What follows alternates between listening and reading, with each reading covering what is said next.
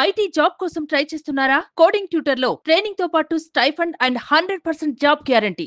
నమస్తే, నేను Keshav. Welcome to Suman TV. ఆంధ్రప్రదేశ్లో బాలీవుడ్ నటికి సంబంధించిన కేసు రాష్ట్రం రాజకీయాల్లో కాకరేపుతున్నటువంటి పరిస్థితి. ఈ కేసుని చాలా సీరియస్గా తీసుకోవాలని సీఎం చంద్రబాబు నాయుడు ఆదేశాలు జారీ చేయడం, వాస్తవాలను వెలికి తీసేటువంటి ప్రయత్నంలో పోలీస్ టీంలు నిమగ్నం అవడం, ఎవరు ఇందులో ఉన్నా కానీ వదిలిపెట్టేటువంటి ప్రసక్తి లేదని ఇప్పటికే ప్రభుత్వంలోని పెద్దలు వార్నింగ్ ఇచ్చారు. ఇప్పుడున్నటువంటి స్టేటస్ ఏంటి? ఎందుకంటే బాధితుల పక్షాన నిలబడేటువంటి క్రమంలో మరికొందరు కూడా బయటకు వస్తున్నటువంటి పరిస్థితి ఉంది. అసలు ఏం జరగబోతుంది? ఇది కేవలం రాజకీయంగా రేపినటువంటి ఉదంతమా లేదా వాస్తవాలు ఉన్నాయా? ఈ అంశాలను పరిశీలించేటువంటి ప్రయత్నం చేద్దాం. మనతో పాటు ఈ అంశం పైన విశ్లేషణ అందించడానికి చంద్ర శ్రీనివాస్ గారు, పొలిటికల్ అనలిస్ట్. చంద్ర శ్రీనివాస్ గారు, నమస్కారం. ఈ బాలీవుడ్ నటి కాదంబరి జత్వానికి సంబంధించినటువంటి స్టోరీ రోజుకొక మలుపు తిరుగుతుంది. ఆమెని పిలిచి పోలీసులు ఎంక్వైరీ స్టార్ట్ చేశారు అనగానే ఎవరికైతే ఆమె అమ్మడానికి ఈ భూమిని అమ్మడానికి ప్రయత్నం చేసి 5 లక్షలు అడ్వాన్స్ కూడా తీసుకుంది అని చెప్తున్నారో వాళ్ళందరూ కూడా మాకేం సంబంధం లేదు, ఇది తిరుమల దర్శనానికి మేము ఇచ్చిన ఆధార్ కార్డులను ఉపయోగించి ఈ ఫేక్ అగ్రిమెంట్ చేశారు అని బయటకు వచ్చారు. సో అసలు ఏం జరుగుతుంది? రోజుకొక ట్విస్ట్, సంబంధం లేదంటున్నారు. 3 ఐపీఎస్ అధికారుల పేర్లు నేరుగా చెప్తున్నారు. మరొక 2 అధికారులు కూడా ఉన్నారు, వాళ్ళ పేర్లు తెలియదని అని చెప్తుంది. అసలు ఇదంతా హనీ ట్రాప్లో భాగం అని చెప్పని వైసీపీ నేతలు చాలా బలంగా వాదిస్తున్నారు. అటు ఇటు వాదనలు చూసిన తర్వాత అసలు ఏముంది? ఒక అడ్వొకసీలో కానీ లీగల్ ఎక్స్పర్ట్గా కానీ మీరు ఏం చెప్తారు? డెఫినెట్గా అండి. ఇప్పుడు కాదంబరి జత్వాని కావచ్చు, గుడ్లవల్లి కేసు కావచ్చు, ఈ రెండే ఆంధ్రప్రదేశ్లో ఏపీని ఊపేస్తున్నాయి. ఒకవైపు ఆడపిల్ల గుడ్లవల్లిలో ఆడపిల్లకి రక్షణ లేదనేది ఒకటి, ఒకవైపు ముంబై నుంచి వచ్చిన ఒక నటికి ఆంధ్రప్రదేశ్లో 45 రోజుల పాటు అక్రమంగా కిడ్నాప్ చేసి తీసుకొచ్చి వేధించారని చెప్పేది. ఏదైనా కానండి, ఒక మహిళకి రక్షణ కల్పించాల్సిన ప్రభుత్వం, గత ప్రభుత్వం మీద ఇప్పుడు ఈ ప్రభుత్వం ఆరోపణలు వచ్చినాయి. గత ప్రభుత్వంలో ప్రభుత్వానికి ఫేవర్గా చేసిన 3 పోలీస్ ఆఫీసర్స్ పేర్లు బాహాటంగా అన్ని ఫోటోలు వేస్తున్నారు. తెర వెనక ఎవరున్నారు అనేది నేను ఐడెంటిఫై చేయలేదు. నేను అంటే సీసీ కెమెరాలు కావచ్చు, ఫొటోస్ చూపించి ఆమెను ఐడెంటిఫై పెడతారు. అక్కడ తీసుకురావడంలో ఒక 2 అధికారులు కూడా కీలక పాత్ర పోషించారు. తెలియదు అంటే, కాకపోతే అనుమానం ఉన్న ప్రాబబుల్స్ లిస్టు చూపించేసి ఫోటోలు ఐడెంటిఫై చేయొచ్చు. ఫోటోలో చూపించిన అది ఐడెంటిఫై పీరియడ్లో ఇది అవుతుంది. అంటే ఆ స్థాయిలో ఉన్న అధికారులను వాళ్ళు తీసుకురాలేదు, కానీ ఫోటోలు సీసీ కెమెరాలో దొరుకుతారు. ఒకవేళ ఆమె నిజంగా ఎయిర్పోర్ట్ నుంచి ప్రత్యేకంగా 2 తీసుకొచ్చారనుకోండి, ముంబై నుంచి, కెమెరాలు దొరుకుతారు కదా. అక్కడ కాకపోయినా ఇక్కడే తిరుగుతారు కదా. లేకపోతే ఇక్కడ గెస్ట్ హౌస్ నిర్బంధించినప్పుడు కూడా తెలుసుది కదా. ఏదైనా కానీ ఒక మహిళకి అన్యాయం జరిగిందన్నప్పుడు ఇది ఆంధ్రప్రదేశ్ ప్రభుత్వానికి మాయన మచ్చే. మరి దాంట్లో యాదృచ్ఛికంగా కుక్కల జగదీష్ ఉండటం, ఆయన కూడా నగర ఫోటోలు కూడా ఆమె రిలీజ్ చేయటం, ఇక ఇది ఫిక్స్ అయిపోయింది అక్కడ. అంటే వైసీపీ పాత్ర కీలకంగా ఉంది. ఆనాటి ఆ పార్టీకి అనువుగా ఉన్న పోలీస్ ఆఫీసర్స్ చేశారనేది క్లియర్ కట్.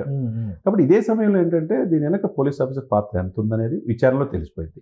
నిన్న ఆమె ముంబై నుంచి దిగటం విజయవాడలో, తర్వాత వాళ్ళ లాయర్ కూడా యాదృచ్ఛికంగా నర్రా శ్రీను అని వాసు, నాకు సీనియర్ నాగార్జున యూనివర్సిటీలో, ఆయన టేకప్ చేశాడు కేసుని.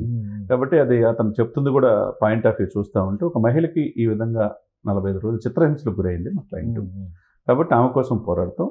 ఎవరైతే దీని వెనుకున్నారో విచారించి డెఫినెట్గా ఆమెకి న్యాయం చేయాల్సిన బాధ్యత ఉంది అనేది లాయర్గా ఆయన చెప్తున్నాడు. అక్కడున్న ప్రత్యేకంగా ఒక ఆఫీసర్ని వేశారు ఆమెకి విచారణకి. ఇదేంటంటే ఇది రాష్ట్రానికి సంబంధించిన విషయం కాబట్టి అండి, పార్టీలకు అతీతంగా ఒక మహిళకి, వేరే రాష్ట్ర మహిళకి ఇంత దారుణంగా ఆమెకున్న ఇబ్బందికరమైన పరిస్థితులు ఉన్నా కానీ ఎరాస్ చేశారు, మానసికంగా శారీరకంగా అని చెప్పి ఆరోపిస్తుంది. అంటే బలీయమైన ఆరోపణలు వాస్తవం ఎంత? అదేవిధంగా వైసీపీ వాళ్ళు మీరు అన్నట్టు హనీ ట్రాప్, ఈమెకి దేశవ్యాప్తంగా అనేక కేసులను ఈమెది సంపన్నులే టార్గెట్గా ఏమి చేస్తుంది అనేది వాళ్ళు ఆరోపిస్తున్నారు. ఏదేమైనా దీని వెనక ఎవరున్నారు? దీనికి ఏపీలో జరిగిన అమ్మాయికి అన్యాయం ఉంటుంది. జరిగిన వాస్తవం. ఆమెకి అప్పటికప్పుడు నోటీసులు ఇచ్చేసి అక్కడి నుంచి ట్రాన్సిట్ వారెంట్ మీద ఇక్కడ తీసుకురావాల్సిన అంత సీరియస్ కేసు, దీని ఎలా తీసుకొస్తారు? అది ఉగ్రవాదులు తీసుకొస్తారు, లేకపోతే తను హత్యలు చేసిన వాళ్ళు తీసుకొస్తారు, లేకపోతే ఈ డ్రగ్స్ పెడ్లర్ని తీసుకొస్తారు. అట్లా తీసుకురావాలంటే ఈవెన్ ఒక ఆడపిల్లని తీసుకురావడం అంటే దీని వెనక ఎంత సీరియస్ అంటే, ఒక ల్యాండ్ మోసం చేసిందని జగదీష్ ఆరోపించిన మేరకు తీసుకొచ్చి కుక్కల విద్యాసాగర్ ఆరోపించినారు. ఇప్పుడేమో మీరు అన్నట్టు అక్కడ మేమేదో తిరుమల కోసం ఆధారాలు ఇస్తే మా పేరు పెట్టారు, కానీ మేమేమో స్థలం అమ్మలేదు, నాకేం సంబంధం లేదు. కాబట్టి అమ్మిన మోరోవర్ ఇప్పుడు ఆమె చెప్తున్నటువంటి విశ్లేషణ, నర్రా శ్రీనివాస్ గారు చేసినటువంటి వాదన కూడా ఏంటంటే, ఆ ల్యాండ్ ఆల్రెడీ బ్యాంక్ తనఖాలో ఉంది. బ్యాంక్ తనఖాలో ఉన్న ల్యాండ్ అసలు ఆమె ఏ విధంగా అమ్మ చూపుతుంది? క్రయ విక్రయాలు చేయకూడదుగా. అది ఇప్పుడు వాళ్ళు అడుగుతున్న లాజిక్ అది. దీంట్లో ఎవరైతే చేసినా ఒకవేళ అగ్రిమెంట్ చేసిన వాళ్ళు నేరస్తులు అవుతారు. వాళ్ళు రిజిస్టర్ ఆఫీసులో వాళ్ళు చేసినా ఇది అవుతారు. అసలు లేనిపోయింది ఉన్నదాన్ని లేని దానిగా ఇది చేసినా అందరూ కూడా దీన్ని నేరస్తులే. కాబట్టి త్వరితగతిన విచారించి ఆంధ్రప్రదేశ్ ప్రజలకి అసలు ఏం జరిగింది గత ప్రభుత్వం అంటే ఒక కంప్లైంట్ రాగానే చాలా ఇన్స్టెంట్ గా పోలీస్ అధికారులు నిబద్ధతతో నిజాయితీతో వ్యవహరించి వెంటనే ఈమెను పట్టుకోవాలి అని సమర్థంగా వ్యవహరించారు. అలాంటి అధికారుల మీద ఆరోపణలు చేస్తున్నారు. ఇది చాలా దుర్మార్గం అని చెప్పి వైసీపీ నాయకులు మరి అదే అంత ఇన్స్టెంట్ గా వ్యవహరించారని అనుకోవచ్చు. అంత ఇన్స్టెంట్ గా అంటే అధికార పార్టీ వాళ్ళ ప్రజల మీద చేయొచ్చు, ముఖ్యమంత్రి ఆదేశాల ప్రకారం చేయొచ్చు చేస్తే. మరి అంతే ఇన్స్టెంట్ గా మరి తేజస్విని అమ్మాయి 9 నెలలు ఆ ప్రభుత్వంలో మరి కనపడపోతే 9 రోజుల్లో పవన్ కళ్యాణ్ గారు ఎలా తీసుకురాగలిగారు? మరి ఇందులో ల్యాండ్ ఇష్యూ ఉంది కదా, అందుకనే ఏమన్నా ఇక దానికి ఇమీడియట్ గా సాల్వ్ చేయాలి అనేటువంటి commitment. Land issue, land allegations, ఈ ప్రభుత్వం తనఖా పెట్టిన భూములు గత ప్రభుత్వం ఒక విశాఖపట్నంలో 25,000 కోట్ల విలువ చేసే 125 ఎకరాలు తనఖా పెట్టారు. చివరికి పోలీస్ కమిషనర్ ఆఫీస్ అవి చాలా సీరియస్. కానీ ఈమె ఒక ఆడపిల్ల లేడీ విషయం అంటే ఒక సినిమా యాక్టర్గా ఇది చేసింది. దాని వెనక ప్రముఖ పారిశ్రామికవేత్త ఉన్నాడు, ఆ పారిశ్రామికవేత్తను కాపాడటంలో భాగంగా అని చెప్పి ఆరోపిస్తున్నారు. ఇది ట్రాప్ అని చెప్పి వాళ్ళు అంటున్నారు. వాస్తవం తెలియాలంటే జ్యుడిషియల్ ఎంక్వైరీ చేసి ఇమ్మీడియట్గా ఆమె జరిగిందని ఆమె ఎవరు తీసుకొచ్చారు ముంబై నుంచి, కేసులో లీగాలిటీ ఎంత ఉంది, క్రిమినల్ కాన్స్పిరసీ ఎంత ఉంది, దీని వాస్తవం ఉందా లేదా, దీనికి కారణమైన వ్యక్తులు ఎవరు, దీని పట్ల ఎంతో ఇది లేకపోతే ఆ వైసీపీ నాయకుడు ఆయన అంత నగ్నంగా ఆ ఫోటోలు ఆమె దగ్గర ఎలా ఉంటాయి, ఇవన్నీ కూడా తేలాలి. అది త్వరితగతిన ప్రజల్లో నమ్మకం కలగాలంటే ఈ ప్రభుత్వం డెఫినెట్గా గత ప్రభుత్వం తప్పు చేస్తే తప్పే కాదు, ఎవరు తప్పు చేస్తే ఒకటి అంటే ఇప్పుడు ప్రభుత్వంలో ఉన్న వాళ్ళ పెద్దలందరి మీద అక్కడ ఆరోపణలు వస్తున్నాయి. ఇప్పుడు మీడియాలో కథనాలు రాసినందుకు కూడా అప్పటి సలహాదారు ఒక ఆయన లీగల్ నోటీసులు పంపించారు, వచ్చినట్టుగా ఇన్ఫర్మేషన్ ఉంది. అంటే మాకేం సంబంధం లేదు అని చెప్పడం కోసం ముఖ్యమంత్రి, సలహాదారులు, ఐపీఎస్ ఆఫీసర్లుగా ఒక హోదాలో ఉన్నటువంటి వాళ్ళు వీళ్ళందరి మీద ఎలిగేషన్స్ చేసినప్పుడు నిజం బయటికి వస్తుందా? డెఫినెట్గా వస్తుంది. అంటే ప్రభుత్వం చిత్తశుద్ధి ఉంటే, ఆ అమ్మాయి చెప్పేది కరెక్ట్ అనుకుంటే, చెప్పిన దానికి కరెక్ట్గా ఆధారాలు దొరికితే, ఎవిడెన్స్ ఆమె కనుక ప్రూవ్ చేయగలిగితే, ఇప్పుడు ఆమె చేతిలో ఒక ఫోటో కనపడుతుంది కదా, నగ్నంగా ఉన్న ఒక అబ్బాయి, ఒక ఇండస్ట్రియల్ ఫోటో, ఆయన వైసీపీ నాయకుడు అందరూ తెలిసిన అంశమే. దాని వెనక ఇంకా చాలా ఉన్నాయి అంటారు. మరి ఆమె తీసుకొచ్చి కోర్టుకి ఏది సబ్మిట్ చేస్తే, కోర్టుకు కావాల్సింది ఏంటంటే సార్, యాజ్ ఎ లామెన్గా చెప్తున్నా, I'm not a layman, as a లామెన్గా ఏమంటామంటే మాకు కావాల్సింది ఏంటంటే, కోర్టులో జడ్జి గారు ఏమంటారు, మీరు ఎంతవరకు ఆధారాలు చూపించగలరు, ఆధారాలు చూపించినప్పుడే అతను దోషి లేకపోతే నిర్దోషి. కాబట్టి ఈమె చూపించే ఆధారాలను బట్టే ఈమె చెప్పింది నిజమా కాదని చెప్పి రేపు తెలుసుద్ది. నిజమైన ఈ కేసులో 2 యాంగిల్స్ ఉంటాయి. ఫస్ట్ ఆమె మీద ఫేక్ కేసు పెట్టారా లేదా అని తేల్చడం ఒకటి, రెండోది ఇప్పుడు ఆమె చేస్తున్నటువంటి ఆరోపణలు నిజమా కాదా తేల్చడం ఇంకొకటి.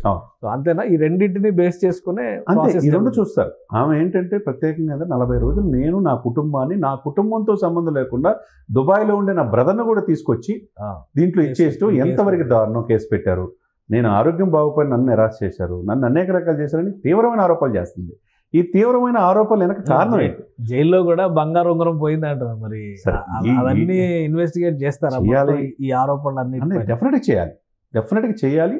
చేసి దీని వెనక ఎంత పెద్ద తలకాయలు ఉన్నా తప్పు చేస్తే ఎవరైనా తప్పించుకోలేరండి. ఈ రోజు కాబట్టి రేపైనా తప్పదు, శిక్ష పడాల్సిందే.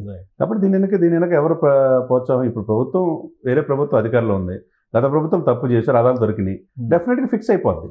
అది చూడాలి మనం, అది నిజమా, ఆమె చెప్పేది నిజమా, ఆమె మీద ఇంకా ఏమైనా కేసులు ఉన్నాయా లేదనేది మనం అన్ని రకాలు చూడాలి. రైట్. ఇంకోవైపు ఈ ఇష్యూని పక్కన పెడితే గుడ్లవల్లేరు ఇన్సిడెంట్ ఒకటి మీరు రైజ్ చేశారు. అవునండి. గుడ్లవల్లేరులో ఈ సీక్రెట్ కెమెరాలు పెట్టారు, ఒక దుమారం రేపింది ఒక 3-4 గంటల పాటు. అక్కడ అన్వేషణ చేసినటువంటి అధికారులు కానీ, విచారణ జరిపినటువంటి ప్రభుత్వ సిబ్బంది కానీ తేల్చింది ఫైనల్గా ఏమీ లేదు.